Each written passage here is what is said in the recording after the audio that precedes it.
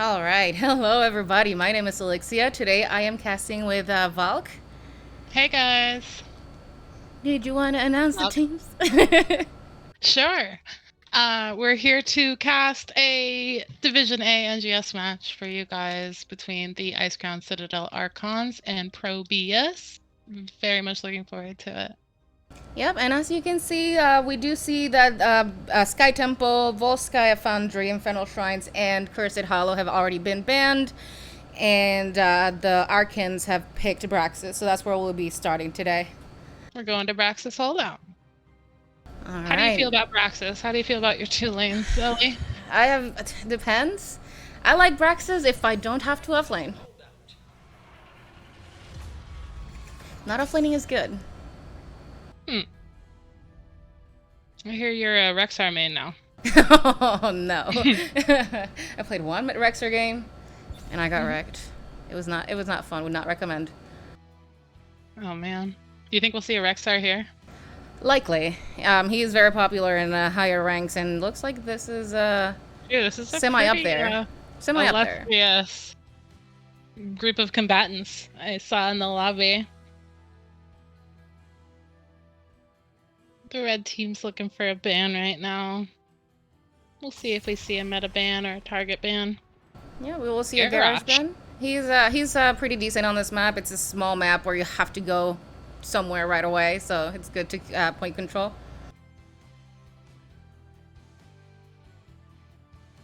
And waiting for the ban on the blue side. They're And really the thinking about this one. Are really thinking about it. I'm curious to see if they will ban out another tank or not. Or just ban nothing. Nope, it's the Stukov. all popular Stukov ban. Stukov is just too strong. Those silences. That's all I'm gonna say. And Rexar. Nobody's playing Rexar. Oh, Never no. mind. No, you're not seeing a Rexar. I take it all back. Oh, it looks like I did not put the word division in my title. Let me fix that. Just a random A in there. NGS, eh? A? Just change it to EH. No, I didn't make the joke. You're not allowed. And Violet Olivan. She can do some pretty nasty work stacking her multi-shot here, so I understand it. I wonder if that was a target ban, but I'm not sure. I'm not sure that I would have preferred to play against Junkrat instead of Vala. He is obnoxious. I'm right there with you.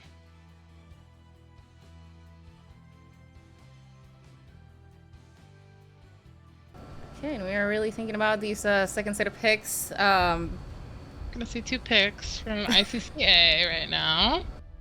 Yes, we will see two picks. We don't get any hints yet. Oh! Chromie and Dwin. Blondies. I was actually thinking about that, because that's the only thing I gotta say, that they're both blonde. Yeah, that's what I mean. Pretty, I'm not sure how standard Chromie is. I know Anduin is a strong healer for Snare Fungus, and yeah, I don't know much about their DPS picks on that side.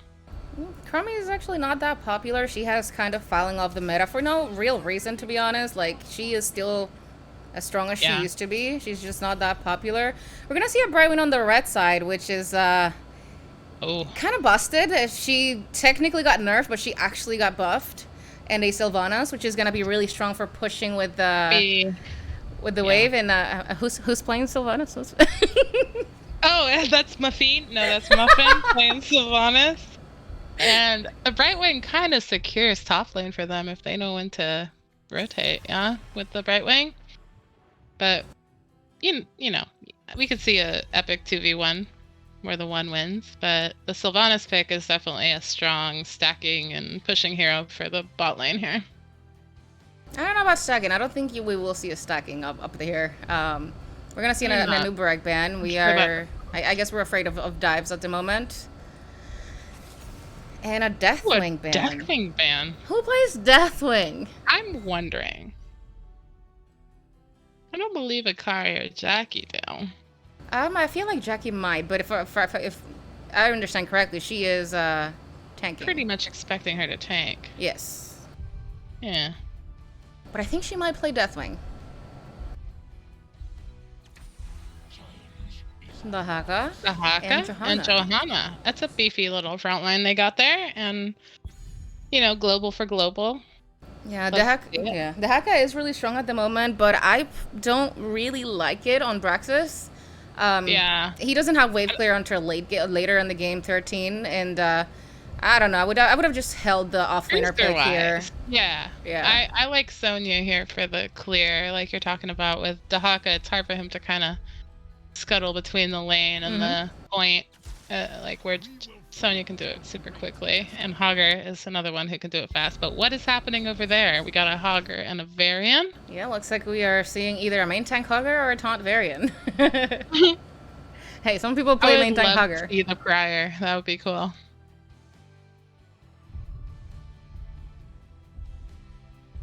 So they're probably looking for a taunt boop into their team, and yeah. Jaeger taking up the fill. We're probably gonna see an auto attacker here. Greymane. Oh, I was gonna expect a Zul'jin, and we see the Greymane. Into the Varian and the Junkrat and the Brightwing. That's very old, but I respect it, Bob. Freaking Bob. Bob, I respect it. Listen, I think Greymane is fine into the Brightwing, but everything else I'm not so sure. Because he's just gonna get bobbed. So which team are you favoring here, Ellie? Looking at the draft, how are you feeling? I'm gonna have to give it to ProBUs, for sure. I feel like their comp, it's a little weak early game, but later on I think they're just gonna dominate, to be honest. I just have a hard time seeing the synergy between Chromie and Greymane, and I have to agree with you on paper. But the offlane could make a big difference here. We'll see how that goes. Yeah, so let's just go ahead and introduce these teams. On the blue side, we're going to see, you said it's Jaeger on Chromie, Bob on Greymane. Snarfungus is going to be playing the Anduin, and on the top lane, we do have Akari on Dahaka. And on the red side with ProBUs, we see 8-Bit on Varian, we have John Bunyan on the Junkrat, we have Irby on Brightwing, Muffin on Sylvanas, and Sage on Hogger. That was too quick. What do we talk about now? I'm kidding. Well, you're just efficient, okay? You're just efficient? By the way, did you tie your camera to mine? What's the button? It's supposed to be O. Yep. Great. Is it working? Yeah, you're carrying me now. Are you able to carry me? I'm following you. But are you able to move it? Oh, can I? I don't know. I'm trying to find out. Okay, I just dragged it into the corner. No, it's not working. Okay, good.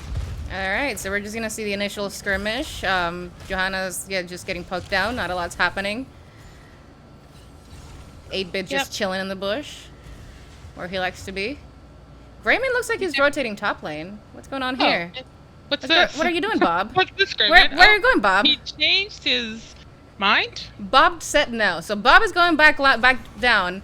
We do see Jaeger get the pull. Skirmish on a point that's not up yet.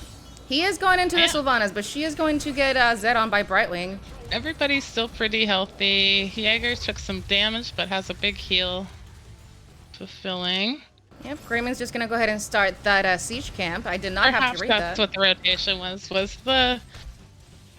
Looking for the camp. As soon as it was up. And we have the ProBUs looking at their bruiser camp bot. Yep, and looks like we're going to see Bob here. He's going to keep going top again. He's going to try to get a kill on this Hogger. But I'm not sure if he told Dahaka that he was coming, because Dahaka's not there. Oh, we have a Brightwing teleport. Oh, Bob! And that's going to be first blood on Bob. First Boblem? We've got a Boblem. Oh my god. Alright, so in the bottom lane, looks like the red team already cleared the camp, and they do have a... Theirs is very healthy, and everybody stopped.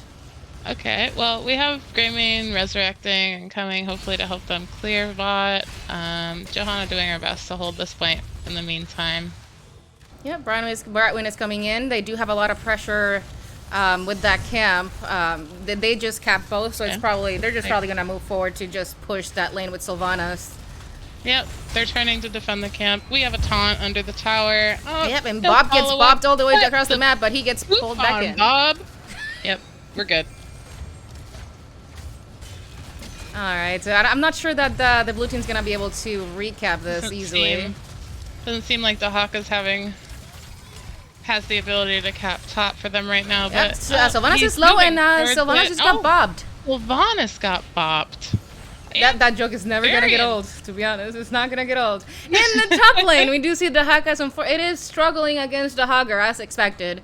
The Haka is not that great at holding that point.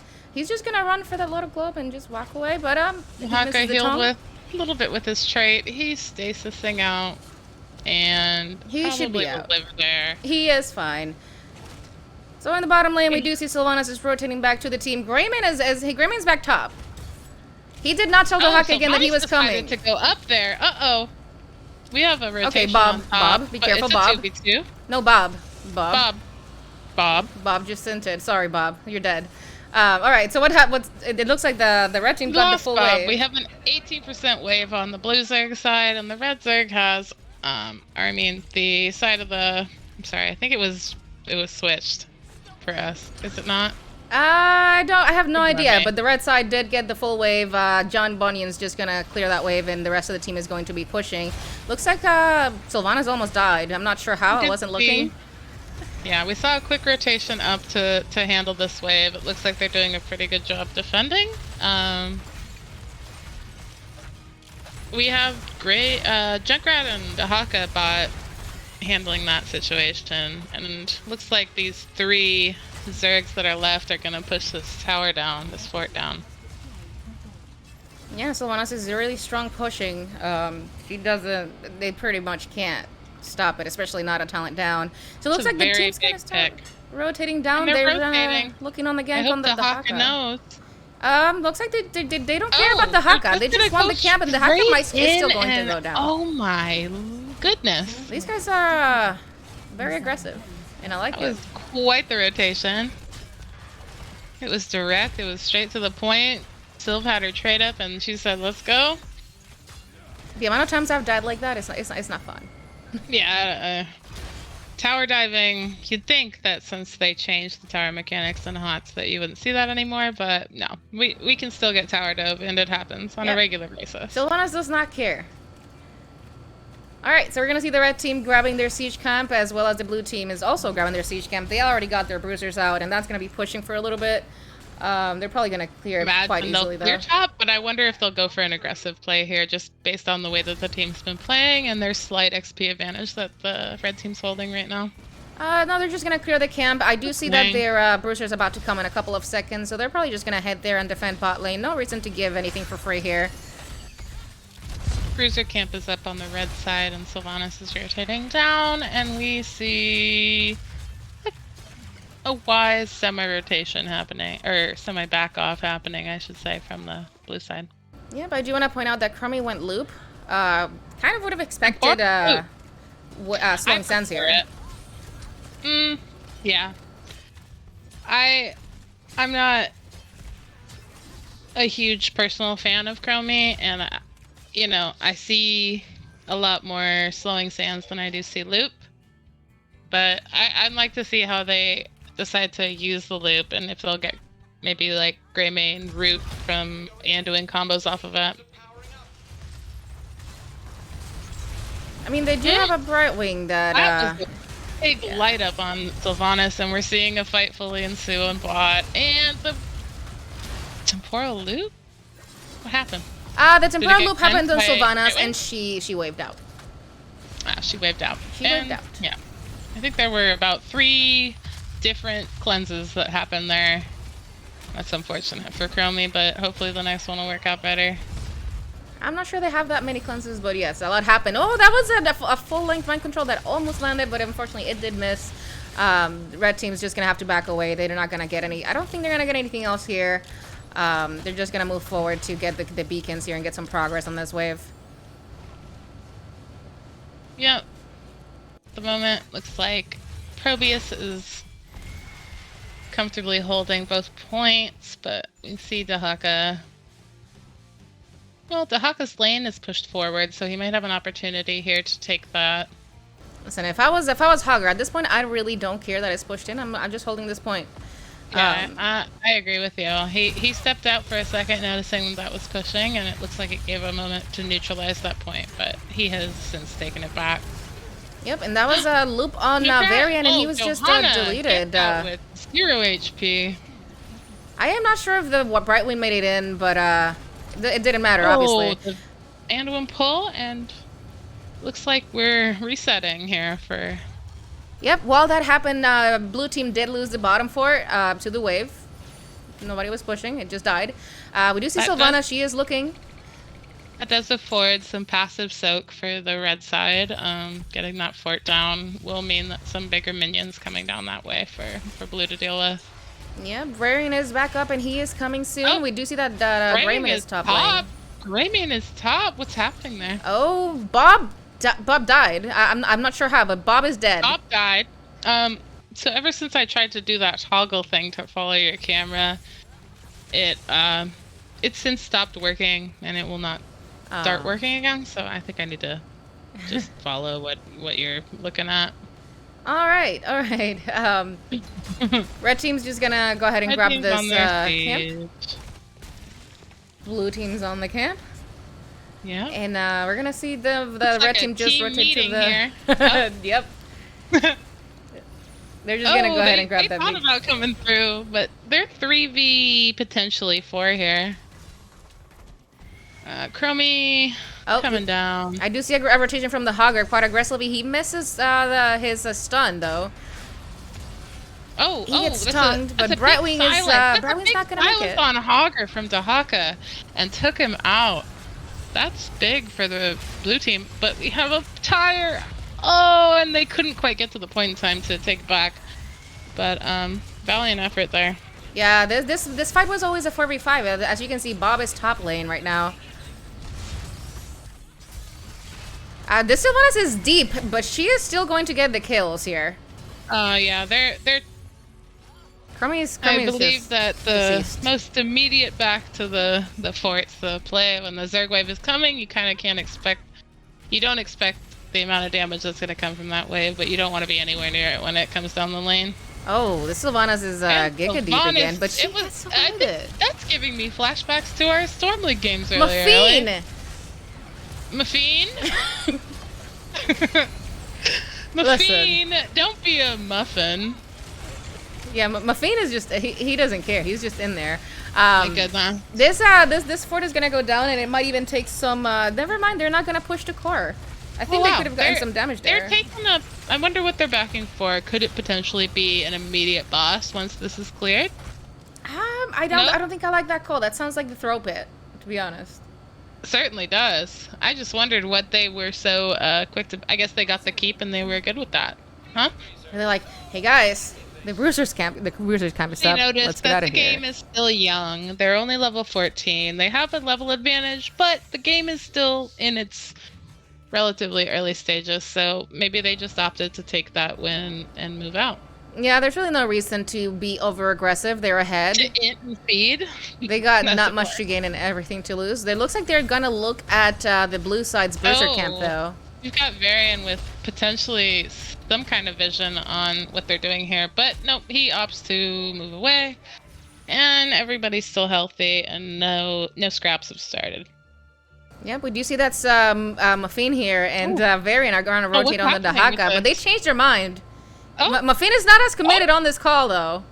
Muffin! Muffin, follow your tank. Muffin, yay. Alright, they changed their mind, so they're just all gonna go top lane instead. I feel like that could have potentially been an opportunity for top to push, seeing that rotation. I don't know if both of those showed, but now at this point, I'm a little nervous about how this could play out. We have the light bomb out on Johanna. We have the mind control out on Johanna. We have the... everything on Johanna. And she's still alive. I mean, I'm not a level 600 Johanna for nothing, fam. All I mean, Johanna just ate everything and lived. That's 3 ults out. That should be a potential advantage for them. They are 5v5 right now with bot lane pushing with the Bruiser camp. Unfortunately, Dahaka takes the dip. Yeah, unfortunately, Anduin can't heal them off that quickly. I don't think so. Can we make take the dip a thing? Can we pull your chat? I don't think that's a thing. They're Anyways, moving on. It looks like the red team's gonna be getting the boss. We're moving on. They did move directly to boss, and they are looking to take it on the side of ProBUs. Yeah, absolutely. I think once all those ults were down, it might have been a good idea to re-engage from the blue side, get that fight pre-16. Yeah, and maybe get some footing back. I'm sure that they had to heal Johanna up at that point, but I also feel like she can kind of sit and wait, and maybe if there was... maybe that was what Dahaka was trying to do and why he lost his life there.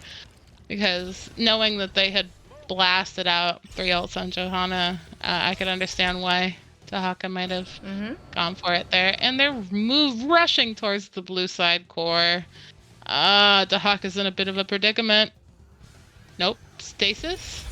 He is. We see the mind control. We see the multi-layered CC from the side of red team. Yeah, and at this point, it's kind of like a checkmate. There's not a lot that blue team can do. Even if they didn't have 16, I think they should have stuck together. Maybe try to get the fight, because even if they die, they just respawn before the objective pops. And maybe they could have taken some advantage there, but I'm not sure they defend this. I see unless the red team the rotational aggression on the side of red team, but sometimes that like rotational aggression leaves a couple of them behind. Like we saw 2 of them rotate there, and sometimes Bob dies. And sometimes Bob dies, and sometimes Sylv dies, and here we are with the 1-for-1 with a very meager wave pushing bot and a big wave to clear top. So I think that was a good trade to handle this. I think that was a good trade for the blue side, because with Sylv they can't shut down the towers, and Greymane. And unfortunately they've lost their tank. Johanna's dead. Never mind. It does not matter, because Johanna's not gonna be able to tank any of this. Because this team is a bit vulnerable, I think, without Johanna. But Dahaka doing her best, Akari doing her best to come in here and handle the front line. But that Zerg wave will rip through that health very quickly. I think they can still defend this, potentially. Sylvanas is just respawned. Greymane just came back as well, so they should be okay to defend. We have a lot of defense potential here. I think they can do it. Yeah. Yep, they're defending. We're gonna see this game continue. Yeah, we're doing okay. Yeah, that's what I was talking about before. Without the Sylvanas, I don't think they just don't have as much pressure. She tried to make it there in time, it seems, and now they're just circling back to their bruiser camp that has just popped. Yes, and I want to see the blue side try to invade this camp. Beast do something to come back in this game. Look at them They go. need to make something happen come, for right sure. through the middle of the map. They're cutting through, and do they have time? That's a very quick clear. Bob! Look, we make it. I think. Oh no. The Hogger says slap. Nope. It's not gonna happen. I don't think. Oh, that's the mind control on Johanna, but she gets pulled away. And both of their camps are up on the blue side, and their waves are unfortunately crashing pretty heavily on both sides. Yeah, but the blue side has all of their ults up. They do need to make something happen to come back in this game. Yeah, I completely agree with you. We didn't see anybody fall there, so they still have, you know, equal advantage, pre-20 advantage, or pre-20 opportunity, I should say. But I think they understand that they have to clear this so that they have an opportunity for that fight. Yes. And on the top side, looks like Muffin here is looking for an aggressive mind control. Gosh, it's like they knew exactly where she was waiting. Okay, I'm waiting for that mind control. They're going to do the camp, I think, but we also see there's still pressure in both lanes. Dahaka's going to go down and try to handle some of that bot, and I think the objective's going to pop pretty soon here for them. Oh, and the boss just came up. That's curious thing when blue team may have to quickly go handle top. And yeah, they do. But I don't think the throw pit will happen. What do you think? I I don't think they're gonna start laying boss. and waiting in his favorite spot right there in the bush. Alright, looks like the red team is not... They're just being very careful. They don't need to engage in... they just need to wait for 20 and not... They could have the Hawk burrow in, but it looks like Jacqueline's looking for something. Oh, mind control's off on Johanna. Johanna gets pulled back, and we do see the Sylvanas in the backline. She is just living in there. Here, okay. Blue team looking pretty healthy while the red team takes a step back. Yep, all ults are down though. We do have a blessed shield. And Sylvanas looks like she's gonna cap top for them, so that's a split. And there's 5 blue pretty tightly bought, and Bob leading the charge, as it were. Alright, so this is going to be a very, very small channel here for the blue side. Red side already has 20, and this is not looking good. You're playing a little ring around the rosy right now, it looks like. Yes, but they do see that the Haka is cleaning up core. So yeah, if they see that, I would expect red team to move in, but it looks like they're handling whatever pressure they felt they had top there. Yep, they're just gonna recap. I mean, they should definitely be a little more aggressive here. They do have the 20 advantage, so they will most likely win that fight. I feel like there's an advantage, or they're scooping out from under them. Oh, but look, we see the, oh yeah, the classic ring around the rosy. I love this point of Braxis. I don't necessarily love this map, but if it gets to this point where it turns into a bit of a stalemate, I do like this. And we see Hogger take a hog ton of damage and go down. Oh boy, I mean, it doesn't matter. They still have not been able to cap that beacon. Looks like Jacqueline Hyde might fall. She is living. The point remains contested. She is for she's down. And the yeah. That was a good attempt, but unfortunately the blue side is going to lose this fight. Control. It looks. Oh, Bob got a. Nope, Bob is down. And that remains a 3v2 for Snarfungus. A healer. Oh, Snarf. Run, Snarfungus. My sweet Snarf. Look at you. Get away, you absolute. Oh, she's out. Slight B-step. Don't get shot by another tower shot, but yep. Nice. Oh, Sylvanas is on the hunt. I feel like a CCTV right now when they watch the cop chases. I'm just watching Snarfungus. Yeah. Holy. Go Snarfungus. And Muffin is not having it. Muffin! But Snarf is riding the wall and is healthy at this point, and I believe Muffin has lost this chase and might go down here, and Brightwing ports in and saves her. That's booty. Hilarious. What a hilarious chase. Do you think that they can clear this wave? No. If they start on this wave right now, no. Unfortunately, there is no shield on this. And this is a level 20, and at this point, the wave and the objective pushes very hard, and we will see the GG. GG will play. To the side of ProBUs.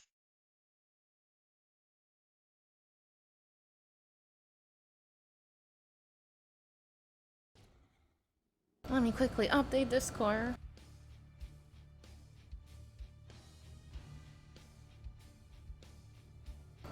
Alright, anything you want to mention about what we're seeing here at the end, if you didn't already close it? Unfortunately, just hit the close button of course because I'm new at this. Of course you did.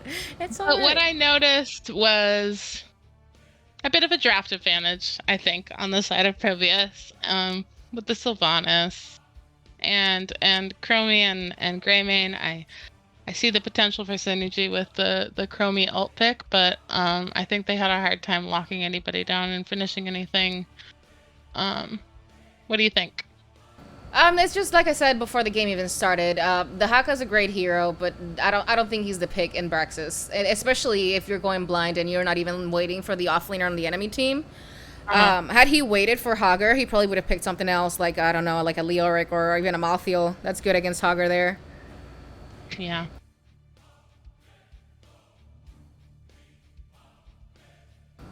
Yeah, just in general, that's a draft, and we did have a couple of plays that were a little too aggressive and unnecessary on the blue side.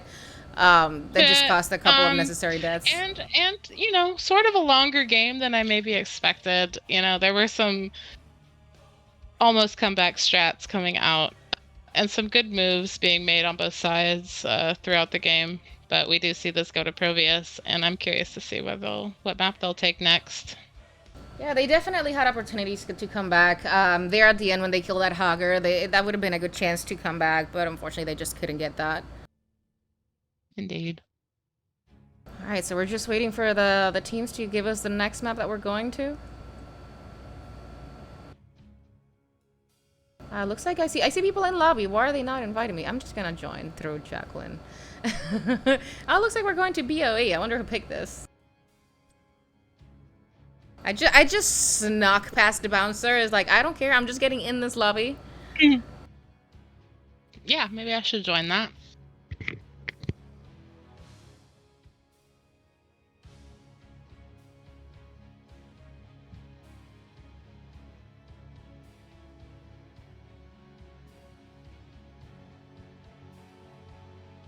Oh, looks like they took map pick. And we're gonna be going to Battlefield of Eternity. Okay. What's your opinion of Battlefield of Eternity? Because I kind of feel like it's fairly similar to Braxis and how it plays out, with a bit of a snowball mechanic with and maybe a little bit later, whereas with Braxis you want to get the early push advantage, and that kind of benefits you a lot in the late game, whereas you can kind of come back really hard when Braxis in the late game. I think that BOE is a lot more forgiving than Braxis is. Like, Braxis, once you lose both of your forts, it's a little bit more difficult, since it's a lot easier for the enemy team to control that side of the map and just not let you cap. Yeah. It's a bit less of an intensive 1v1 in the off lane. It's a little more opportunity for rotations and stuff with the camps on top and bot. Yes, and at the same time, the top, like you said, it's not as intensive. The top line does not need. They don't even need to fight. They just need to suck the waves and not do anything. And even if they're behind, they do have that advantage that they can just defend on their immortal and have a 6th player on their team as well. I would be entirely expecting a Sylph pick here again from ProBUs, and I personally would get rid of that, because losing your forts early can still benefit you a lot on BOE. Yeah, absolutely. I think I would definitely get rid of that. I'm not sure if they would pick Junkrat here again, but Junkrat is definitely a priority ban in my opinion. He's just really good right now. He's very strong, yeah, and. All right, we're just waiting here for these readies from the team so that we can go ahead and get started. Maybe I will put my R even though nobody asked me. I'm just gonna put it right there. Oh, they just asked me. What a coincidence.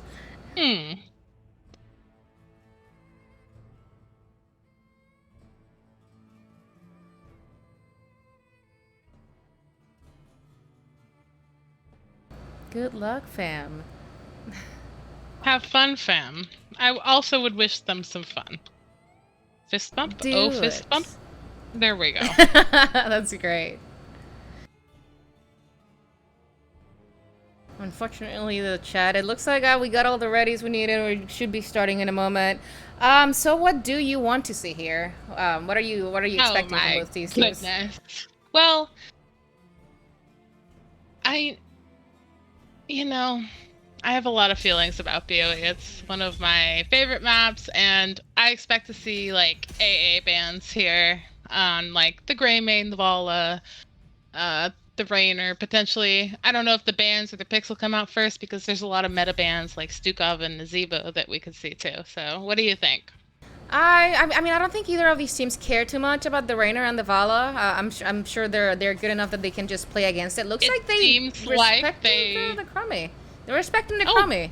Respecting the Chromie. Interesting. I wonder if there was heat getting eaten that we didn't see, or if maybe they're concerned about the temporal loop. The loop did secure a couple of kills last game. It did. It was pretty much the only thing giving them any issues. I think that was the combo starter that blue team was looking for and that red team might be fearing at this point. Yep, and we're gonna stick with the safe, secure Stukov ban, and I just said the same word twice. We hate a silence. Yep, and we hate a garage. Get out of here. Garage. Not garage. Not garage. Not garishimo even. Garage. Garage. Yeah. What are we gonna see from ICC Archons? I for the ban. Yep. If they don't ban the Junkrat, I fully expect the red side to get a Junkrat again. I think the Sylvanas ban would be ideal for them. Nope, but we're gonna ban Fella. I swear it. And I think we will see a Sylvanas pick here in the first round. No, first pick Li-Ming. My goodness. Li-Ming being very popular on BoE is a mage pick of choice. Her poke and her range and her abilities on this map are well known. Not garage. Garage. Somebody said garage in chat, so. Garage. Garage. Garish. And I raise you one, Garish. On the left side, we're gonna see a Nubrak Brightwing, and I think that these are two really strong picks, especially against Li-Ming. That's a very I think tactical pick on the side of Archons. Against the Li-Ming, a Nubrak can basically sit there and eat stuff if his bugs aren't doing it, and they take an Uther and a Sonya on the side of ProBUs. I unfortunately don't remember who was healing on the side of ProBUs last game, so I can't say if I'm expecting a main tank Uther here. I think Akari will have to deal with that Sonya, and I'm wondering if she'll take the Hogger potentially over the Dahaka against the Sonya, where Hogger and Sonya, I think, could function pretty similarly on this map as offlaners. I would kind of like to see the Hogger v Sonya matchup myself. It's more of a skill matchup. It's whoever's better at that point. It's pretty even for those. So that's kind of why I'm curious about it. But I don't know. You and I both, I think, are a big fan of Sonya, and it's hard to find an offlaner, I think, that could compete with her at a high level. If we had any good Chen players, Chen kind of eats her imagine if Chen still existed in this game. Oh, we're firing shots here against Chen. No, I mean, I think he's a very cool hero, but I just haven't seen him in days and days and days. And we're looking at two picks on the side of ICC Archons. Do you think she'll pick the counter for Sonya now, or wait? They're looking for damage picks too. They have their tank and healer. I think I would flex on one of the damages. They took the Sylvanas. And there's a Hogger. That was wise in the Hogger. Okay. I mean, they still have Raynor. They still have what else is there? Hanzo potentially, or like Zul'jin. Even though we don't really see that too much up here. I think there's a few good AAs still out there. Yep, and they're gonna take the Greymane. Cassia being my favorite Greymane counter auto attacker. With her blind, I would opt for them to, instead of taking a mage, take a second auto attacker or a racer or a counter utility pick like Cassia. That would be my call here in this draft if I had any say in it. I'm not a big fan of Cassie on this map, and we're gonna see a last pick Greymane on the blue side. John Bunyan said, "Bob, you're not getting it. It's mine." John Bunyan said, "That's for me," and they took the burb, as it were. The burb. So we do have a double global on the blue side. We do have some gank opportunities and potential to make some plays. I imagine top lane because. They're already bought. Anyway, so who are you favoring here on these drafts? I'm just staring at the ICCA comp right now. The Nubrak, the Brightwing, the Sylvanas, the Hogger, and the Falstad. And I'm really excited that they took a secondary, utility hero. Like I was saying, the Falstad, he provides AA, a little bit of burst. He can move around the map. He is a little bit vulnerable to the CC that we see on the side of ProBUs, but I think I favor the ICC Archons for this match. All right, so let me quickly go ahead and introduce these teams. On the blue side, we're going to see Jacqueline Hyde on Nubrak, Bob on Falstad, Starfungus on Brightwing, Jaeger on Sylvanas, and on the top lane we do have a carry on Hogger. For the side of ProBUs, we see Irby on Uther. We have 8-Bit on Mei. We have Muffin on Li Ming. We have John Bunyan on the Greymane, and we have Sage on Sonya top. All right, I'm seeing the map. I'm looking at the map, and this is looking kind of aggressive on the red side. But they're just poking. They're chilling. Poking, they're chilling. Bursted down. She is looks like they didn't call that stun there because nobody else followed. But everybody's fine. I'm waiting to be surprised about how Uther can come into play here against this heavy ranged team without a lot of CC to follow up on his own team. Like Greymane and Li Ming don't provide any CC. It's basically the Mei in the 4-sec at least that he has to combo off of. So I'm wondering how Uther will build and how Uther will play this game. I'm half expecting to see a leap Divine Shield on Greymane and just wreck face in the backline potentially. Could be a hard carry Divine Shield Uther. Yeah. Yeah, we do see the top lane Hoggers getting that camp. Sonya's gonna scout it out. Wonder if she's actually going to contest. I think she just changed her mind. They realize they have a Brightwing, so she's not going to win that fight. And Hogger just says, I am Camp Lord, and oh, okay. She thought about it for a second, but Hogger did end up taking that top siege camp. That was a so good that call. will push on Sonya, and she may be able to clear that, but we'll check on that. Neither of the teams bot have moved towards the bot siege camp, but usually this is around the time that would happen. At the same time, I think it would have been good for that Sonya to invade top camp, force that Brightwing to rotate so that then the rest of the team can secure bot camp here. Yeah, I would have liked to see that fight between Hogger and Sonya because I'm pretty certain it would be close, but Sonya could maybe able to edge out the damage to win that. I do want to point out that Nubarak went full Beetle build and Uther went stun build. Yes, Beetle build. And we have Uther stacking Hammer of the Lightbringer. You are correct. Already at 29 stacks, he needs to auto attack things 75 times in order to get the cooldown reduction and the mana restoration on that talent. Yeah, we do see. When did they get this camp? Narf is waiting. I have no idea when this happened. Does she have bribe? No, she does not have bribe. I have no idea when this happened, but at some point when did this happen? We have a fairy dragon standing next to this camp, waiting for the right time to take it. Good on them. They are ahead in XP at the moment. ICCA with a half XP. Oh, and quickly closing the gap. With that bruiser cap for the. We're gonna see them make it stun locked. If she is gonna make it out just fine, they just needed, I think, one more CC and she would have definitely fallen. Yeah, Ming is already poking here at this Immortal, but she's gonna moved into the center of the map, and I think that they have a bit of map advantage with the positioning of ICCA, with ProBUs finishing off that bruiser camp bot. But we have Ming poking, and oof, unfortunately, it takes half of Bob's health away. Oh, and now we have a noob who can eat those shots, but only to a point. And the blue side Immortal going down quickly, and the red one not too far behind. Yeah, but also remember that he did not go armor, so he is a little weaker to those orbs if they manage to catch him between all those beetles. I personally against the Ming, I love my shield build, but I understand that the beetle build at 1 gets spell armor for the beetles, so if you're planning on putting those ahead and trying to have the beetles catch the Ming orbs rather than your own body, that's one thing. But I prefer to take the shield talents and do it with my own bug body, if you know what I mean. Yep, and we're gonna see the objective grab here from the red team.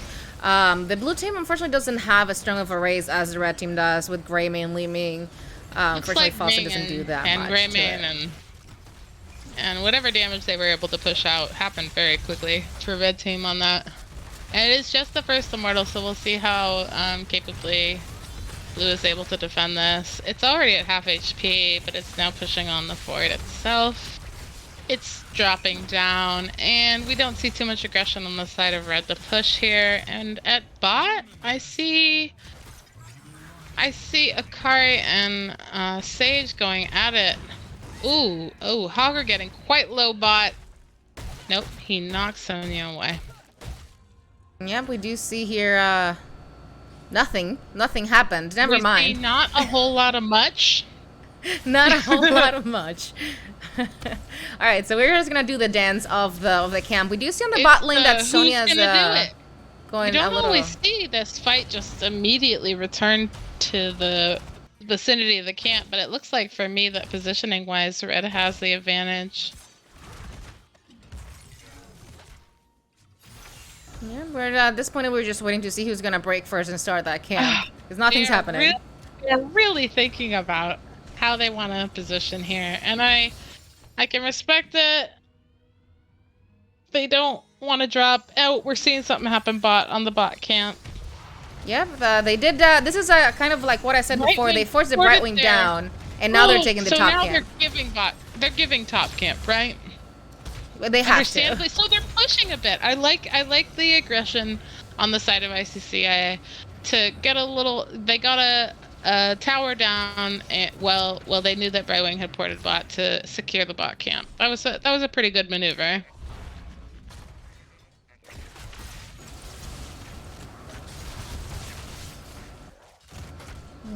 Yep, on the bottom lane, we do still see Brightwing with Hogger pushing here the lane. They can definitely get a little bit more, but they're just gonna back out. And does Snarfungus have Hypershift? She does, so she's probably just looking for her port, waiting for a good time to do it. We do see the Bruiser camp on the side of ICCA popping, so will they take it now?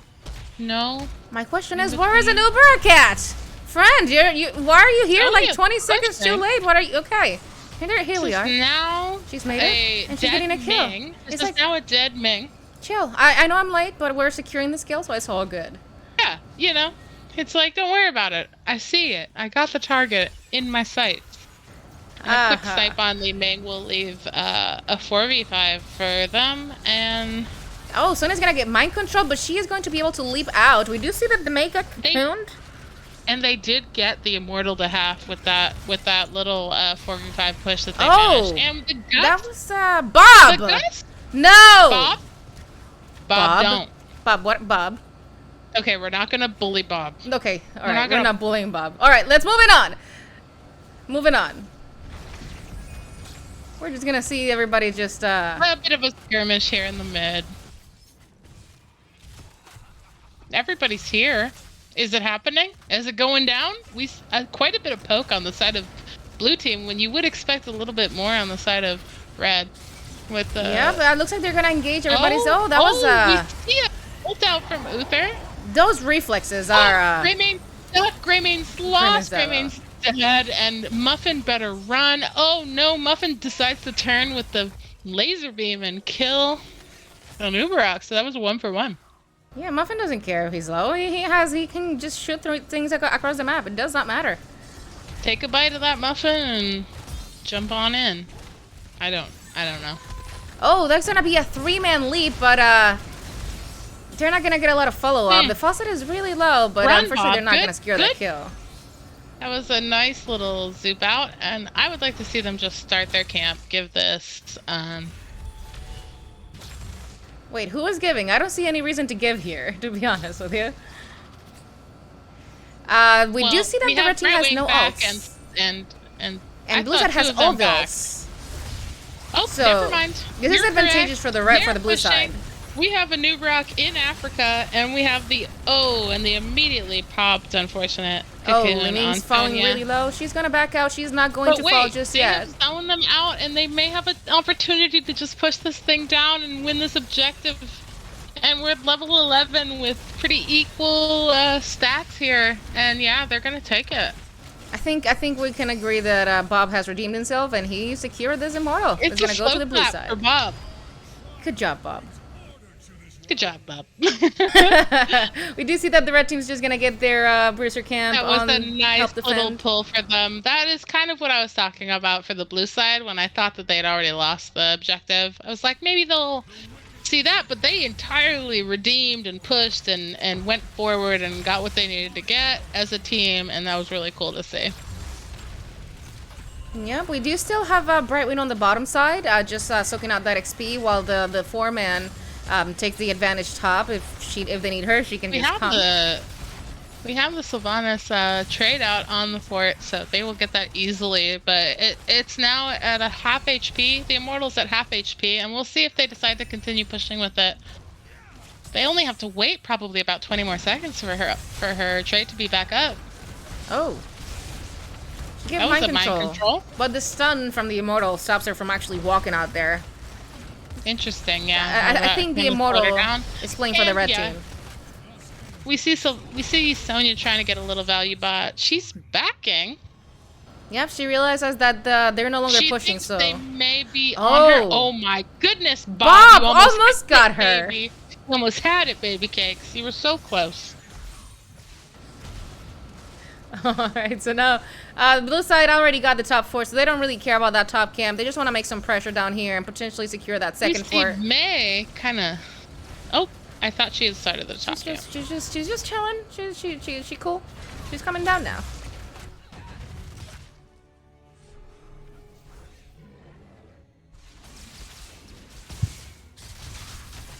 Alright, so I'm sure they might realize that this is a 4v5 down here, and maybe they'll take that advantage. It's a pretty intense situation for both teams here, but blue side at the 4v5 disadvantage. We'll see if they recognize that. Hogger gets top camp, and they move to their bruiser camp on the blue side. Yep, but it looks like the red team might be looking to do an invade here.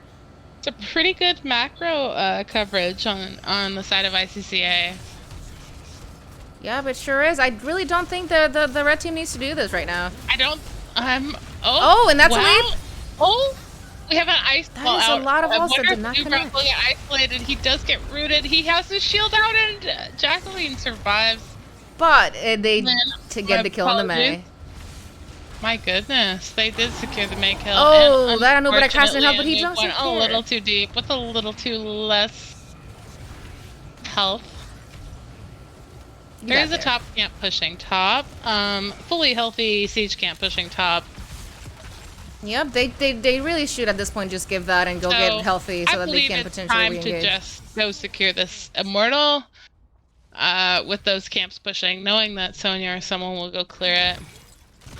Yep, Sonya's just she's already here. She's gonna clear that top camp. Sonya's there clearing it. May is running down the middle. It looks like we have the other 3 clearing the bot on the side of ProBUs, and they're gonna get this Immortal to half, I believe, and that puts ProBUs on the defensive here. Yep, they're gonna have to just sit on their Immortal and hopefully take a fight there.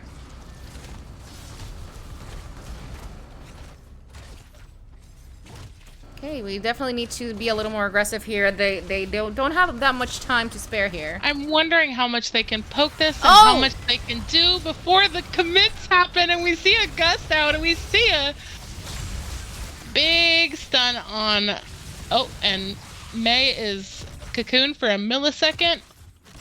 Yeah, but the beam from Li Ming is not gonna let her in there too long. They have successfully pushed, ICCA away from this fight. But a lot of ults are out. We have 2 remaining on the side of blue and 2 ults remaining. Oh, we just see the Divine Storm comes out on Sonya. Oh. Divine Shield, I'm sorry. I do see here that Li Ming went, I think that blue is in position to finish this Immortal, and I hope they do it, but the ice wall's huge on the side of the healthy side, thankfully for blue, and oh, not huge enough. Looks like they're looking to clean up here. But their healer's dead, but that healer heals while he's dead. It does. It does heal what it said. I do want to point out that Li Ming committed there with the glass cannon. That's not something that you see very often. Oh my outside goodness. of like Orb Ming. That's something I personally detest, but good on ya. Who's playing Ming? We see Muffin. Muffin. It is not Muffin, but it's still funny. Muffin? I tried. It was a reach. We see a very healthy Immortal pushing the bot lane with Sylvanas trait out on the heat of ProBUs, and we'll see how they manage to defend this. That's a continually healthy. How is Blue opting to deal with this? Their tank is dead. Top, so they must not be looking for it. She just landed in top lane, and they are rotating to the Anub'arak. Yep, looks like they're gonna get this a quick rip on this camp. I'm not sure this is a good call. Both camps are up, but I'm not sure about the. Oh, we're gonna see a huge gust out of Falstad. Beautiful. All right, and we're gonna see an Icecrown on the Anub'arak, so but I'm you not sure. might not get what you want out of this. Indeed, you're not going to get it for free. It says ProBUs, and they land an Icewell on the tank on the escape, with the camp seal going out, but not getting quite enough, I think, to make up for the 40-second death timer on Anub'arak. Yep, and the blue side is just gonna cut their losses and go for the bottom camp, while on the red side they're getting the top camp instead. They should at this point be able to get that top fort. Sonya's clearing out bot a little bit, but there is still quite a bit more pressure on the red side because both forts are up, and possibly we'll see the top fort go down for ICCA. But, oh, we're looking at an invade here. Nope. They are looking for an invade here. They tried, but did not happen. Nope, everybody showed up, everybody came, but it wasn't quite time. And Sonya will go back to clearing bot lane with a little bit of a split going on, with 5 players on blue showing top and 3 red showing top. Yep, we do see that Anub'arak's looking for something. He's going on an aggressive rotate, potentially get somebody in the bad position here. We have the objective spawning in 10 seconds, so how will they position for this? It looks like blue has an advantage, and yeah, they're gonna hide in a bush and see what they can do. May sees it. May has been very clutch with the ice balls, so I'm curious when she comes out of this what they'll see. Oh, Anub'arak dives out beautifully, and the mind control comes out on Sonya, and the ice wall goes out on nothing, and we see a divine shield out on Sonya. She's on May, sorry, she's doing her best to do some damage, and Bob eats an orb. Yeah, Bob is really low. He's gonna have to black here. Now the red team's just gonna move up and get some burn, or maybe burn on the Anub'arak instead. He's dead. Unfortunately, Anub got stuck in the crosshair of all of that mayhem. Mayhem? Was that on purpose, May? No? Okay, moving on. So they're gonna go ahead and put the portal. No, we can address our dad jokes, I think, here. Perhaps. But I'm not a dad. But wow, red, healthy and strong, pushing down this objective, and we could see this as being a swing in this point of the game, because we're coming up on late game. Yep. I would consider this to be about late game for me. Yep, it's a matter of time now. The red team does have a lot of pressure top lane, so they do want to make something happen here quickly. Have a tank. What are they going to do here? We now see red taking a lot more damage than they were in the last fight, and Sonya wants more. Sonya wants Bob. Wants more. I understand it. Absolutely, they kind of had to do that. The pressure that is coming up on ProBUs right now in their lanes. I mean, I understand at this point. I think they do have a full shield mortal still, so they do have some time. Go for it. I think it would be disadvantageous for them to lose this objective phase, and they understand they have a little bit of time in their lanes, but unfortunately there is a bit of a clock ticking on those on the blue push. Yeah, but we do see that the May's gonna come a lot quicker than the Anub'arak. So the red team just chill for a second. They're pushing, and Sonya's in, and she's shielded, but she can't do much with it, unfortunately. The team kind of just walks away, and she doesn't have any follow-up for the Divine Shield. Yeah, the shield was a little premature, in my opinion. He could have held it a little bit longer. Agreed. I understand he didn't want to lose a teammate, but now they're a little deep, I think. And Sonya might go down here. She does. Again, though. So does Anub. My goodness, we didn't even see the web come out, unfortunately. And Ming is trying to burn it down! She's just getting everybody. What are we looking at here? A 2 for 2? Yep, a 2 for 2. That honestly, 2 for 3. Never mind. Oh my goodness, way to go! And Greymaine's back clearing, and we are looking at possibly a dead Mei. Oh, good juke, Bob. And yeah, I believe this Immortal's gonna go over, and that will be a very tough defense. I think that the Red Team could have definitely won that fight had Greymaine just been there. I'm not sure how long he's been gone. I'm shocked that he left, but I wonder if the time that he left was critical for that fight. Absolutely was. Like, I'm not sure. Like, sure, even if the core takes a little bit of damage, they don't lose. But now all they have is this little bit of a That's a key. big communication situation for them. Where somebody might feel that the core is in immediate danger, and I think the way you and I watched it, they could have fought that out before anybody had to back and clear. Exactly. So we're gonna see a little bit of shield on that Immortal, and the camp is also pushing on the blue side. They did sneak it as the Immortal was about to spawn. A half shield Immortal at level 20. I don't know, man. They do have a Greymane.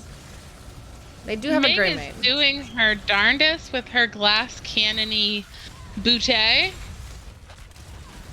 Can you tell I don't like it? But man, the damage is real on the Immortal, and the Immortal is also trying to do quite a bit of damage to this core, but we see the ice wall out. Oh my goodness, but will Mei fall? The No, the divine shield comes out. And then it's gonna be a 4-man leap. And then we see the blue team blowing up. And Falstad absolutely disappears, and they get a return kill on Uther. It's fine. He does have redemption. He may not have redemption. He does? He does have redemption. Oh, he is back. Yeah, so we see blue on the runaway here. Oh my goodness, this could be a very clutch fight situation. Yep. If they all die, this is sporting. That's not game. They still have forts. Core is at 4%. Yep, they kind of told. Uther was there to clear the last catapult to ensure that they didn't lose there. Yeah, they kind of tunneled there, so they definitely need to make something happen. Take some forts. Honestly, the blue team can just backdoor at any time. The blue team can chill at this moment, I believe, and look for their backdoor opportunity. That's a 4% core at level 21. I believe they can successfully backdoor that, even with the shield. As long as they don't die. But you know how we love to int in Heroes of the Storm. No? Yes? Maybe? Sometimes. I'm not sure if you're, So I just inted a little too many times. I'm just making jokes. Yep, there have been a little, they're getting a little desperate here with that, engage. And Ming is dead. Ming! Imagine a glass cannon Ming dying. I can't. Dude, Bob is pogging now. Bobbin, Poggin, oh my god, Jackie and Snarf just pull off the combo of a lifetime. A noob lives, Hogger gets stuck in the ice wall, the gust comes out to push the Greymane and the Mei go down to the incredible gust, and I believe this is blue team will push and win here, but my goodness, what a finish. Yep, that's gonna be game, and it's gonna be on the side of the Icecrown Citadel Archons. Love to see it, fam. But wow, what a brutal battle that whole thing was. GG. GG. Well played on both sides.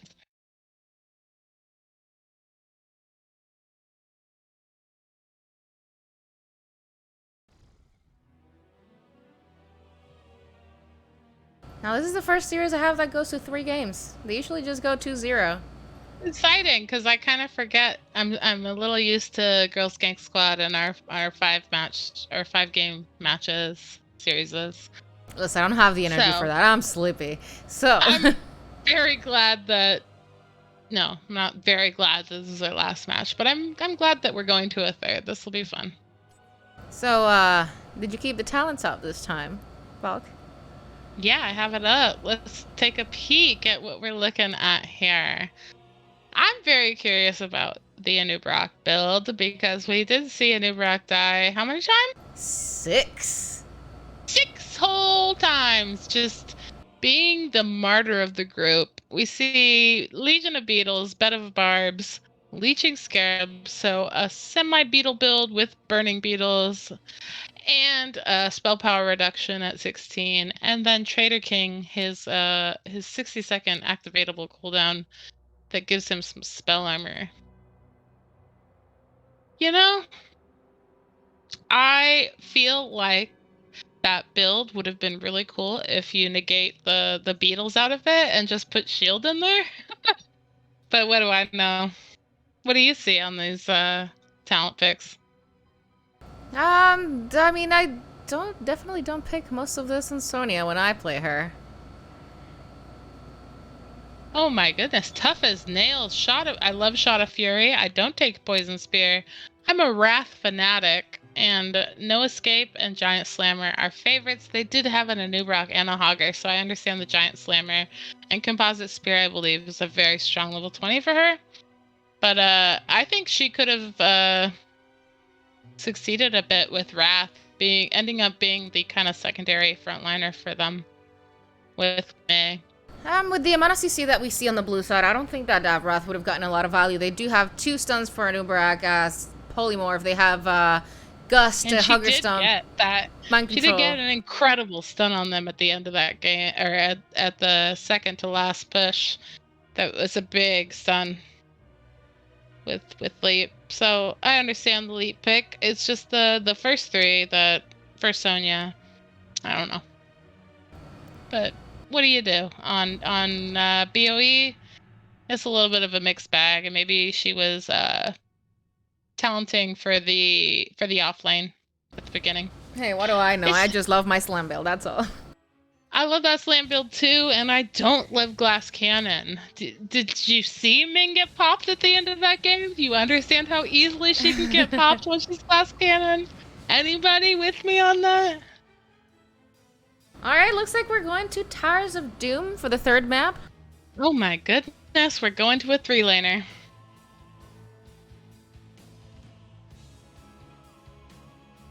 Yep, for the first time in this series, we're going to a map that is not tiny.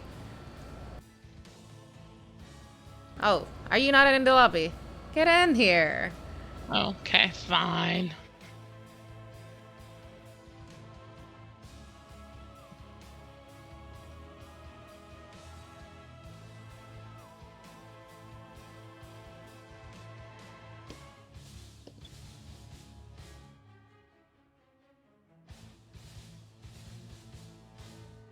Looks like this was a ICCA pick. They really don't care for the first pick. Sorry, I missed that. Oh no, I was just commenting on how the ICCA doesn't really care about the first pick. Typically, teams are all for that It's interesting, first and pick, I but wonder they if don't that care. was an adjustment after that first map. It seemed like on Braxis, the ProBUs was very coordinated on that map, and maybe they decided, okay, we don't need that first pick any more than we need to choose what map we're going to play on, rather than letting them have it. So I kind of like what they've done with the draft, or with the options that they have available to them in a best of 3. Yeah, so on this map, I would like to see a Stitches play. Maybe a Medivh. I just like meme.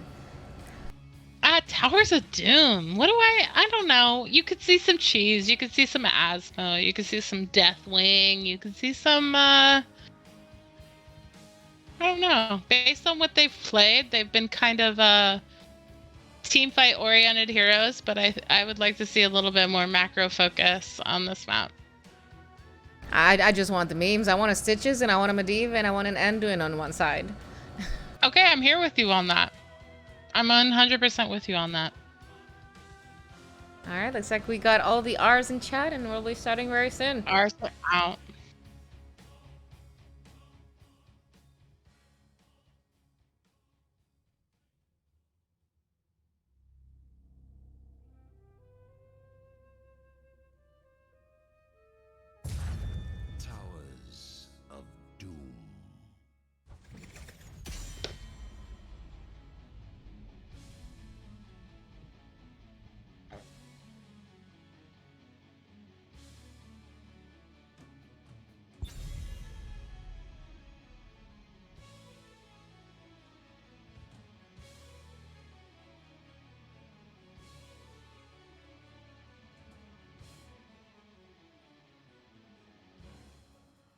I got distracted. We're gonna see a Falstad ban on the red side. They're enough. respecting Bob. Bob doesn't get to play things twice. That'll be a nope on Bob. The Bob Falstad, though, the gusts were very pivotal in some of those fights on the last map, so I understand it. I personally respect Falstad a lot for his utility value, and now that I think of it, when you talk about utility, I would love to see a Tyrande. Nobody. How do you pronounce Tyrande? I say Tyrande. Tyrande. But Okay. that's because of Hearthstone, I think though. I interchange with her. I don't know. And another Chromie ban. They don't want to see that back. Interesting. Interesting the target bans that have come out on the red side since they've seen stuff, even though they secured the first game. Meanwhile, it looks like the blue side is just gonna stick with meta bans. They're not really afraid of the red team, it looks like. What are we gonna see from ICCA? We're gonna see a Junkrat ban. Not unsmart. Not unsmart. Is that a word? Not unsmart. Yes! Give me the Medivh! I see a Vala, I expect a Medivh. Up is Vala in your face. Right? I wish I had a soundbox and I would play some crickets right there. Oh my god, I tried. Alright, we're gonna see a Brightwing again on the blue side. Brightwing and a Muradin. That's a bit of a CC combo, eh? For Vala to deal with. She can't do much if she's stunned and polymorphed. That is true, but first they gotta get to her. True. She needs to be within range of those abilities, which are mid-range. Listen, if Brightwing is on range 2... Oh my goodness, we got a cow? I'm excited. We got a cow. We got jump onion on the main. No. Are we getting a Holly cow? Oh. Do you think we're going to see another Uther and that's what they wanted? The holy cow all along? Maybe. I wanted the stitches, but now I'm in for the holy cow. Now I'm here for the Uther combos because there were so many clutch divine shields being thrown out from ProBUs. I just want to see more of that action. Oh, no holy cow for you, friend. ICCA says heck no. No holy cow. I've been so good, by the way, with my vernacular, my choice words tonight. I would love some props on not swearing tonight. That's all. All right. I don't think we're going to see double support here, because then who is going to double soak? We still need, what do we need on the side of ICCA that might be banned out? Oh, yeah. They're going to throw some respect on Akari's Hogger, which I completely understand. She's one of the best Hogger players I personally know. And now she's going to be forced into something else on the off lane. I believe that's what she primarily plays for ICCA.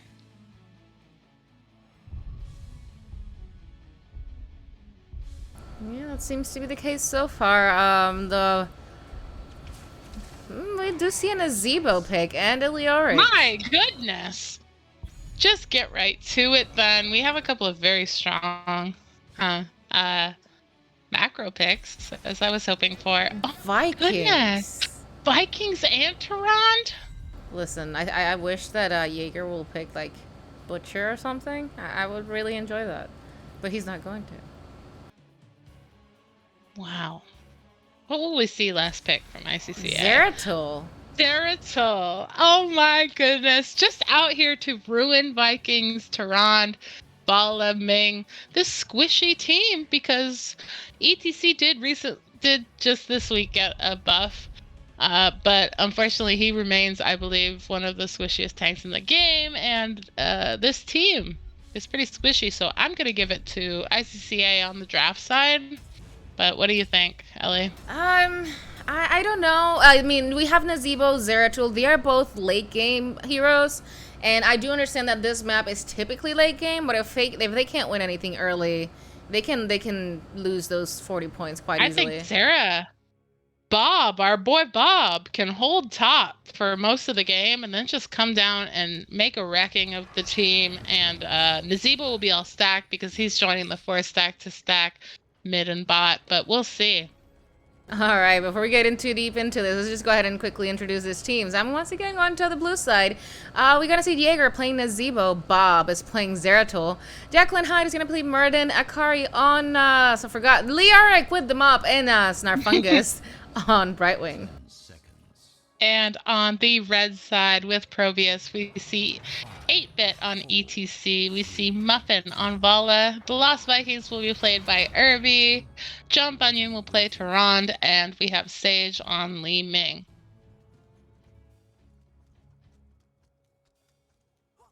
Yep, we do see two of the Vikings immediately go top and start soaking early. Not that there's anything to soak. We're going to see Tyrande stun connecting Zeratul. Are you familiar with how Vikings play on this map? Am I lost? Am I in Narnia? What's happening? What do you mean, Valk? I'm just concerned that the Vikings aren't going to get very much value here. We do see that they have Leoric Zeratul rotating top there. I think that's plenty of value because then everybody else can do whatever they want. True. If Zeratul does move to answer the Vikings, then we're looking at a 3v4 potentially for ICCA. And yeah, I just needed a reminder on that, but here we are looking at an outnumbered blue team to the side of red. Oh, there's a Viking dead. And Eric goes down, and yep. We also see Nazebo fall on the side of ICCA. Yep, and we're going to go ahead and see an invade from the red team, which is very wise in my opinion. Like I said, the blue team is a very late game team, so they can standard. Afford this. It's all about bot lane. But we see reactions coming through. Bob is teleporting out. Listen, this Tyrande. Bala's getting very low. Bala's getting so low. But she's gonna get out. Muradin wanted it, dove in, and unfortunately can't reach it. But this allows Snarfungus the time to cap that camp for them, and the whole situation that they were in. But at what cost? Is capped. At the cost of apparently a Muradin and now a Brightwing. And a Zeratul. I think he died. Did he die? He might. No, he did not die. Regardless, I just wanted to point out that I'm already a little impressed that Tyrande has been landing all his stuns on Zeratul, and that's not typically easy to do. Another Viking will fall. With a stealth hero, you're looking at a semi-half, something like that visibility on the hero. So. Not even about the one of my favorite heroes. Not even about the stealth, just the blinking around that he's getting. That Tyrande is just getting around. He's very immobile. You're right. And we see the bot camps coming through on. I thought they were on both sides, but it looks like just the side of ProBUs is pushing here. And these camps, if they get close enough to this fort, they will just run in and smash it. Yep. Yeah. Yep. I do want to point out here that Nazebo did not read the patch notes. He is still Q build. I'm not sure if that's the best one, but I just wanted to say that. And Vala is going auto attack, which is currently probably her best build. And we see another Aether Walker triumvirate, so that could mean anything for Ming. But yeah, Vala's at 56 stacks on Creed of the Hunter, and has she died? No. I don't think so, no. They have 0 kills on the blue side. So she took the very kind of risky talent, but it can be a very strong one, I hear. And so can, apparently, what you mentioned was the Nazebo build, and I hear that Spiders is still considered very strong. Yeah, looks like the cow's going to fall. Bob here is going to live. Bob just calmly walks away from that auto attack from Vala and survives. I have Muffin here. He's deep. He just wants to chase everybody. Wait, Bob did not cap. Bob is Hearthing instead. I don't know what I'm watching here. Me neither. But I what I'm gonna guess happened is that the Vikings started poking him. It's very hard to decide when I see the Vikings pushing in every which way. I think something to let viewers know is that with a Vikings player on the enemy team, you don't want to string out the objective fights. And unfortunately on Towers of Doom, the objective fights get strung out kind of no matter what you do. There may be 3, there may be 2, there may be 1 popping at any given time. And it gives Vikings a lot of opportunity to do things. Yeah, we did have the little fast Viking. I think that's Eric. He was just chasing the Snarfungus and Jaeger. In the And he meantime, runs away. the red team stole that camp. The blue team's doing their best to finish their camp, but unfortunately, I think red is seeing it happening, and Jacqueline on Meriden runs away. Yep, and Bob is coming here for the flank on Vala. He misses Leo comes through. I think he missed his W. Bob wants more. No, but Bob wants that Vala. Muffin here is gonna try to go in to finish that Bob, but he's gonna be successful, and he's going to not fall yet. Yep, looks like Bob's not gonna be able to secure that kill, and Muffin's just gonna live. We see Vala, Muffin get away with a very little amount of HP, and her and 8-Bit are going to back up and get some health for this next objective that's popping in mid and bot. Yep, the red team is still slightly ahead, even though they're even on kills. They do have the Vikings, so they do have that advantage at all times, pretty much. Yeah, oh, that push advantage is huge, but I would also like to note that the placement of this objective,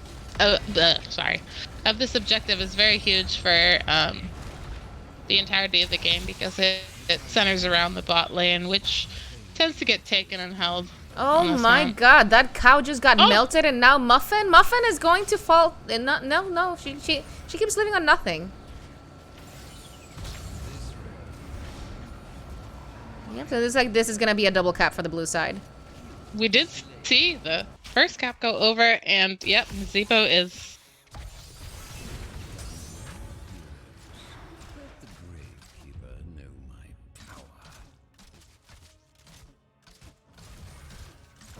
Yep, meanwhile, we're out one Viking's dead. I was wondering where the second Viking went. Yeah, we see ICCA not quite at level 10, and the entire... it's hard to count an entire team here when you have Vikings in 3 different places. But 5 people just capped their siege camp, and they may move in here. Yep, and both teams are now level... Oh, never mind. They're just engaging on the... I was just going to talk about the ults, but these people are fighting. ETC seems a bit caught out. Meriden looking for a stun on the ETC, but Ming using her laser to zone people out. Yes, I did want to point out, we do see a mosh pit, range advantages on Vala. Oh, there's a dead... Once again, it's Seeker Ming, so we're gonna see. I'm gonna have to look at Glass Cannon again. Yeah, we do see a lot of CC, and looks like 8-Bit's just gonna walk out, and now the blue team is getting kind of low. Vala's looking for more, but she's not gonna get it. Yeah. Health gets low. Zeratul goes back in. Bob gets frisky with it, but yeah, we see the objective popping on the 2 top sides. Oh my god, Bob! Stop it. Bob just got out again on nothing. Do you want to give Bob a good wrist slap? And look at my face health. Again. No, dude, I'm used to saying Mafine now. I mean, if we look at the total score, we have 36-40 on the side of ICCA and 24-40 on the side of ProBUs. So, as far as the objective goes, I don't know if ICCA needs to even focus this, because, oh, look at this! The exact opposite of what I was just saying might happen is happening. ProBUs is looking to push bottom, but just capping their bot camp. Nazeebo and Meriden are there to answer it. Yep, Zeratul died top lane to, I'm not sure who, the Vikings, I imagine. We're gonna see an engage on Meriden. Well, I mean, Eric got the kill, I think. One of them did. Oh, and we see a big heal on the Meriden. Snarfunk is just popping off on the healing.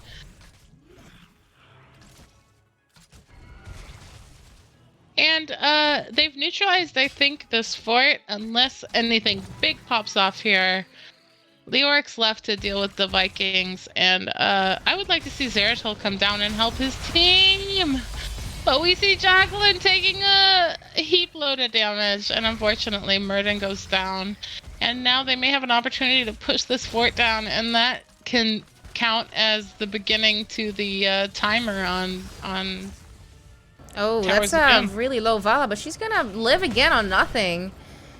Bob, you're gonna have to start killing her. Bob! Oh, Bob is back for more! But Bob is not gonna get it. Bob doesn't care about your feelings.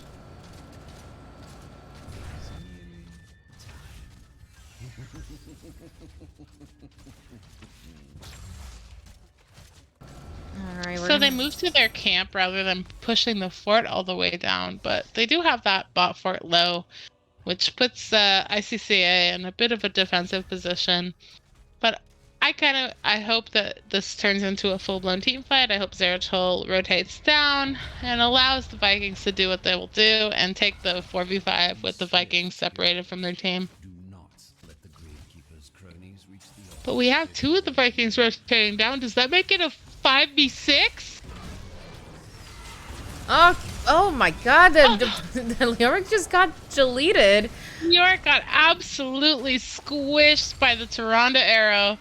The 13 talent on Tyran makes him small and weak, and he's doing his darndest to suck his health back up and revive here right in the middle of the team fight. But we see Brightwing porting onto the ETC. Now, I do want to ask, have we seen any mosh pits yet? Is he saving it for next game, or what's going on? I don't know. I have not seen a mosh pit. I don't think he wants to dance today. So it looks like he not need it, or is he not using it? I guess not, but instead they're just gonna go ahead and start taking out the potential 6 gap. A bit of that mid wall, and unfortunately the Vikings, all 3 of them were pushing top against Varian, but Leoric, but bot is halfway down for the side of ICCA, but they're getting dove on, and the defense on the bot lane is coming through for the side of ProBUs. Yeah, we do see that Zeratul is lurking on the back line, but they don't have 16 yet. They need to be a little more careful and just soak the lanes for now. Yeah. They need maybe Zeratul to pick up a little bit of soak mid and just let this kind of sit and let red team pick up a bit of damage from the poke and then come in when they're 16. It's very close though. They're about to hit 16 and they need to clear this camp so it doesn't go through and earn them 2 extra shots on the core. We see a Starfall come out from Tyrande, and ETC's a bit locked down, and Brightwing goes down, unfortunately, on the side of ICCA. Yep, and Zebo goes down as well. Another pick, Muffin coming through with the Vala picks. My goodness, taking 2 of them out. And what did Vala build this game? Oh, right, she's at 219 stacks of Creed of the Hunter. Very close to fulfilling that level 1. And doing a full auto attack, kind of snipey build on Vala. So they're first going to go to the aggressive altar here. Leo's in a bit of a predicament trying to decide if it's worth slowing this cap down. I don't think it is. Leo, I don't think it is. There's the mosh. Looks like they may secure bot based on the numbers they have down there. And yeah, Stark is looking to cap and... Nope. They have a Tyrande poke, and the red team is moving down. That owl may have been huge because now the entire red team is able to collapse. Oh, Snarf gets a very good teleport, and 2 of them unfortunately go down to the Ming range poke. 3 of them. Looks like that's going to be a wipe. That is a full team wipe on the side of ProBUs. Well played. The rotation was very quick, but I think there also should have been some vision and zoning on the side of blue to ensure that got capped. The red team definitely had some time. I really wanted them to push down some structures before capping that. Potentially getting them to the 6 cap and maybe a boss and soon enough here. Yeah. Looks like they're just trying to maintain this bot lane. ETC hovering around it to ensure that Leo can't push forward and cap it. And we have the mid, fort keep. What is it called on this map? Are they keeps or forts? I think they're just wait, I don't structures? Know. Bell towers. Bell towers. Oh. Oh, and the blink. Take it and they get a Nope. What died? Nothing died. That wasn't ETC. Okay. Nothing died. Nothing died. There's no dings happening here. They are pushing top. Unfortunately, they lose the top bell tower too. the ProBUs rotation, and they're coming down to mid to try to defend this. They get it back. Will they survive it? They should. Vala is really beat, though. Muffin! Oh, and the rude Tehran zoning to ensure that Vala can survive, and Akari unfortunately goes down from stepping just a little bit too far out against a neutralized fort. Yep, they're gonna start working on this fort again. Only one objective here, but we have 20s on the side of ProBUs. We have one situational objective, but I think that this is an opportunity for them to neutralize the map. Unfortunately, this will bring them down to 5 shots. Oh my god, that Mosh just got everyone, and they're gonna get deleted here, and this is likely going to be game for the red side. Wow, my goodness. We were talking about the lack of Mosh when we got the Mosh. And then we got the Mosh. Sometimes it just takes the Mosh to win the game. Ain't that right? Yep, absolutely. So now we just got the 6 cap on the side of ProBUs, and that is a very rough way to hurt on Towers of Doom, but it can happen just like that.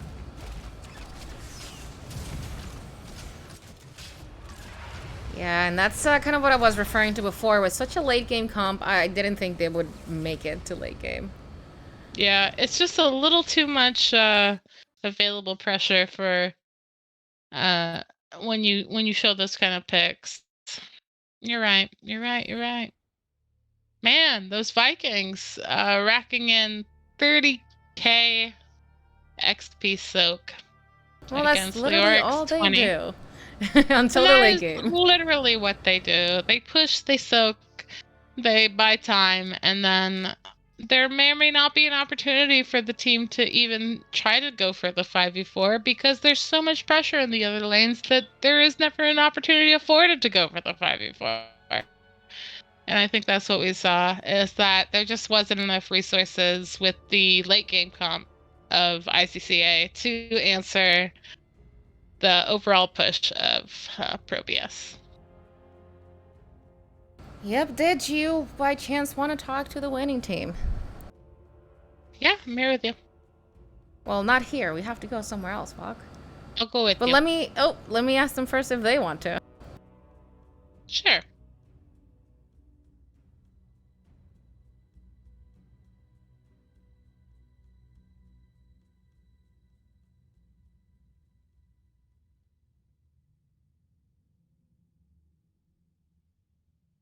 Alright, we can move to a lobby and see if they show up.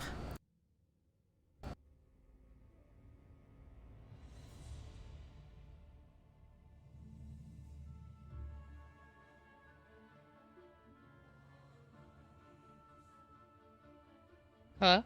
Oh, they're coming. They're bringing 2 people here. Okay. Let me think if I have any questions. Shit. Then why'd you say you want to? I swear I had one. Well, you better think about it because they're here now. Hello, friends. Hi. It's Muffin! I'm sorry, we've been calling you Muffin the whole game. Oh, it's a perfectly fine thing to call me. Well, beautifully played, both of you and your entire team. Thank you very much. Just want to say, it seems you guys are a very tight group, and I'm very curious who's shot calling for you guys and how you guys communicate during the game, because it's just such a beautifully executed engages and patience in the team. I'm curious. Well, so both Muffin and I have a decent amount of competitive shot calling experience. But Muffin historically has been doing it at a higher level of play than where ProBUs has traditionally resided season to season. So the system mostly works out with Muffin as primary and me as secondary shot caller. Is kind of how it comes together. So where has ProBUs come from then, NGS wise? Where have you represented in different divisions? So ProBUs got their start in NGS in season 6 as a collection of IRL friends who heard the word said on a YouTube channel and then did some Googling on it. Now, all these seasons later, I'm the final surviving member of that original Probius gang that signed up season 6. But Sage has been with us since season 7 and is Cool. also an initial IRL friend before joining the team. So, Oh, that's awesome. I yeah. remember seeing you guys throughout my adventures in NGS, so I congratulate you on this win, and I'm gonna pass it over to Ellie if she has any questions. But very good job tonight, and cool to hear your adventure through the seasons. Thank you so much. I don't really have a lot of questions. I do want to say that I am quite impressed by your ability to stay alive on Vala when you had a Zeratul on your ass the whole time. Oh, actually, I thought I was dead like 3 times that game, but suddenly I got a heal. It's very good. Respect Very, very good. for the AA build. You know, the confidence to take that. Oh, all the other builds got nerfed. They That is suck. the build. Listen, It's that is the the one. build. This is true. That is the build. So you guys were talking about the history of Probius. Where does Probius Strikes Back come from? Does that have any relation to you guys?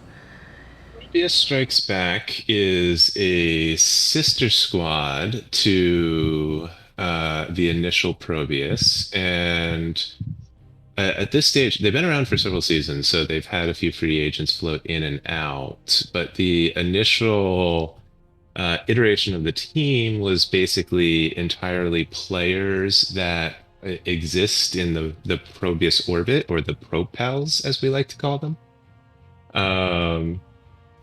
So they're all people that we have connections to or play with regularly and frequently. The biggest and deepest of them, most certainly, being is that the healers from both the squads are married, which of course it doesn't get much deeper than that. So, Bit of a connection. yeah, Irby and Has Destin the are husband team and wife. name itself changed? Because I almost called you guys ProBUs, and then I had to reel it in and check myself. So But yeah, Pro- has the name itself changed? the Probius name is the result of a brainstorming session that didn't go very well. And This is what we're gonna go with, kind of thing. it was what we were going to go with, and it's actually initially was supposed to be a pun on Pro Be Us, or we be pros. I kind of thought it was like a Toys R Us sort of Oh my ProBUs God. kind of thing, but I don't know. It's obscure enough that most of our team did not understand it until midway through the season. A caster said "Pro Moves" by Pro Be Us, and then it clicked. And because it's spelled so stupidly, most casters have just been calling it Probe Us, which we now accept as an alternate pronunciation. Oh, good to know, because I worked so hard all night to call you guys ProBUs, so I deserve some fan mail Thank you from very all much. of your supporters. But yeah, well played. All right, I do want to ask, who made your logo? Sage. Sage made the Why logo. is it not transparent? Listen, I tried to make it transparent and it did not happen. I ran out of time. So the Probius Strikes Back logo was drawn by a friend of the Probe Pals. It produced a very lovely piece of art, but she refused to make one for Probius main. So Sage took it upon himself to produce that lovely work of art that you see there. We call him Prombus. Oh no. And we were trying to get it printed on T-shirts for a while, but all the T-Publics and people that we would go to, for some reason, would flag it for copyright infringement and send it back. It's very frustrating. Well, I have enjoyed it it's great to look at. Yeah. Excellent, thank exciting. you. Sage will be very excited to hear the. I'm not even being compliment. sarcastic. I am not. No. Y'all are awesome. Very fun to watch. It was very fun to watch you guys play. Yeah. Thank you. Yeah, congrats, guys. You're gonna remain #1, aren't you? You are dominating the division, huh? Which is one of the only divisions that has just a singular division. Well, I do feel like rather than regionally. probably Cat Daddies is maybe still ahead of us. I feel like On the boards, they are Aside? currently one under, but if they dominate next week, they should be above. oh, gotcha. Oh, we do have more games played than them, I guess. At this point. Yeah. Yeah, there's 3 teams or so that are kind of neck and neck for this 1 seed up here at the top. It's going to be interesting to see who it comes down to. You know, every map loss is going to certainly be a big impact here going into the home stretch. You know, the top 3 squads are just so good. You know, our running mates and competitors here. So I think technically we might be #1 on the standings as after I go and report this match tonight. But you know, we're certainly going to have to work to stay at that spot if we would like to. Yeah, well, we'll definitely see you in the playoffs. So congratulations on your success, Division A. Yeah, good luck, and congrats on the win. Thank you very much. GG's, well played.